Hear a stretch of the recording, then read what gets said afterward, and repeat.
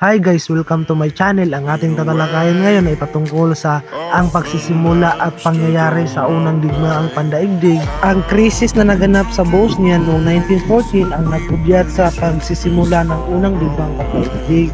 Noong Hunyo 28, 1914, pinatay si Archduke Franz Ferdinand at ang asawa nitong si Sophie ni Gavrilo Princip habang sila ay naglilibot sa Bosnia na noon ay sakop ng Imperyong Austria-Hungary. Narito ang mga pangyayaring nagbunsod sa unang digmaang pandaigdig. Una, ang digmaan sa Kanluran. Dito naganap ang pinakamainit na labanan noong unang digmaang pandaigdig. Ang bahaging nasakop ng digmaan ay mula sa hilagang Belhika hanggang sa hangganan ng Switzerland. Lumusob sa Belhika ang hukbong Germany at ipinagwalang bahala nitong huli ang pagiging neutral na bansa nito. Ito ang paraang ginamit nila upang malusob ang France, ngunit sila inantala ng magiting na pagsasanggalang ng mga taga Belhika sa Liege. Ikalawa, ang digmaan sa silangan. Lumusob ang Russia sa Prussia, Germany sa pangunguna ni Grand Duke Nicholas, pamangkin ni Tsar Nicholas II.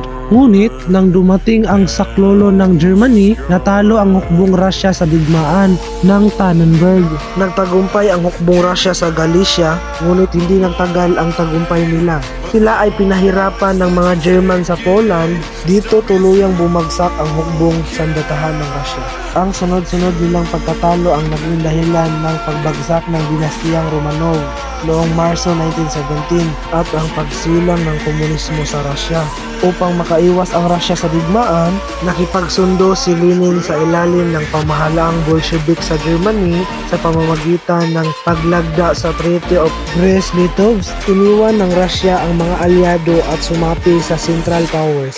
At yun lang po, sana may natutunan po kayo patungkol sa kasaysayan. Maraming salamat.